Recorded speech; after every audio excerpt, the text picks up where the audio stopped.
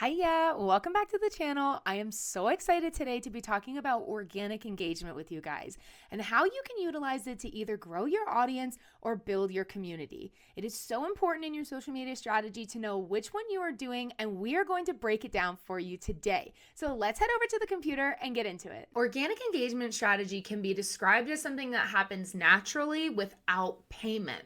So it's really based on the value and relevance of the content that you are bringing forward to your ideal client. So an example of an organic engagement activity could be comment, share, a DM, a save, any sort of interaction with your ideal client or anybody really on social media can be considered organic engagement. Now, the difference between organic and paid is that organic can build long-term, loyal relationships, and it takes a little bit more time to create those deeper connections because you really need to nurture with a lot of value. Paid can be a really quick boost in visibility, and it often brings more short-time results and less personal. Now, I am not a paid engagement hater, even though I'm an organic engagement strategist and I help my clients be able to do organic engagement within their platforms. I'm not a paid hater. I do believe that paid engagement has its time and place, but I do feel that you should be consistent with your posting efforts and with the content and value that you are putting out there for your ideal client before you start running paid ads. Otherwise, you're really just bringing them into a ghost town of value, right? And so that's really not what we want them to do. So paid really has its day and place, and it is very important, but organic is the way to start, and then including paid, kind of doing little dollops of paid here and there can really be the best strategy for small business owners. Now, let's talk about this audience versus community. We have touched on this a lot throughout the social media strategy series, but today I want to really deep dive on this. So, an audience is a broad group consuming content from a primary source. A brand, a creator, a celebrity, an influencer, or a business, if you will. It is a one-to-many relationship, and the information is only flowing in one direction, from you to your audience. And it really includes all who interact with the content. Now, a community is an engaged group of people, and it is more of a many-to-many relationship. So there is a multi-directional flow of information. It's not only from the primary to the community, but the community is all interacting with itself as well. So the key difference is, right, an audience is a receiver of information and a community is an active participant in the content exchange, creation, and really the vibe, right? The space that you guys are all together in. So just to give you guys some examples of communities, I often like to refer to the Jeep community. The Jeep community loves Jeep. They get a lot of information from Jeep. They obviously get their product from Jeep, right? But they love each other as well. They're honking at each other on the roads. They're waving each other down. They're leaving rubber duckies on each other's car. They have created a bond over the brand, right? They could be from completely different walks of life, but if you both love Jeep, nothing else matters, right? So just as an example of a community, and it's important to know which one it is that you are building before you get onto social media, because you can start an audience and turn it into a community over time, but you cannot start a community and turn it into an audience. It becomes very hard to reestablish that primary voice and that one-to-many relationship when you've had that many-to-many, right? So again, just kind of thinking about the progress and how it is that you want to step into your social media efforts. So I did want to give you a couple of things that you can do to either grow your audience or build your community, whichever one it is that you decide to be doing. So if you're growing your audience, it means that you're encouraging engagements that draw people in and keep them connected to you. So these activities can help you reach a wider audience and bring them into your world.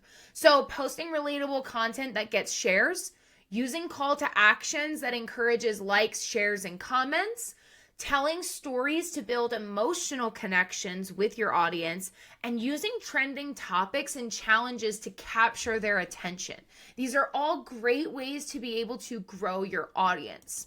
Now, on the other side of things, for building a community, we want to build a community that is fostering a genuine two-way relationship, and that these activities that I'm about to give you are really focusing on deepening that relationship between you and your followers. So you want to host Q&A sessions to engage directly with them. Go live on whichever is your primary or secondary platform and just show up. Be there and be ready to answer questions that are inside your niche and audience, your niche and your topics. You can even be able to give them a heads up like, hey guys, Friday I'm going live and we're going to be talking about this topic if you want to cut the scene for them. But really, just to be able to be there and hold space for them can be such a great way to be able to build your community. Encouraging discussions and polls from interactions, right? So if you have a broadcast channel and you are trying to build a community, I highly recommend turning on replies in your broadcast channels.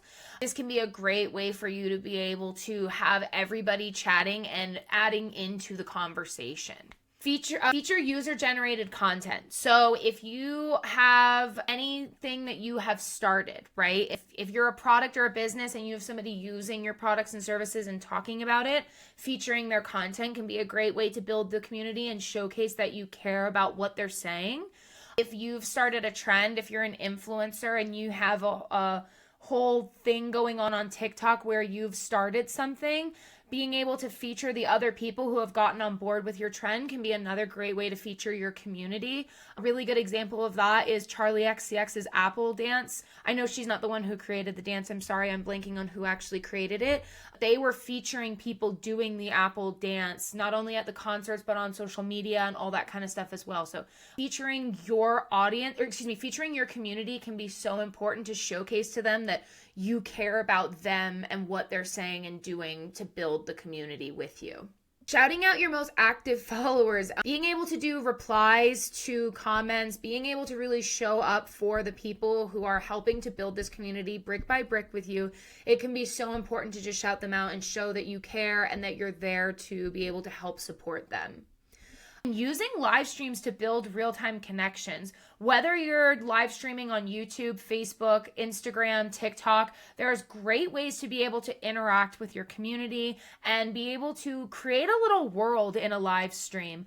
I have so many live streaming creators that I love following, whether they're playing Fortnite, whether they're just doing different things in their streams every day, or they have something really specific. It is so fun to be able to just watch along and be able to be a part of a community like that. And it makes people feel like they belong. And I am even subject to it in my own personal life.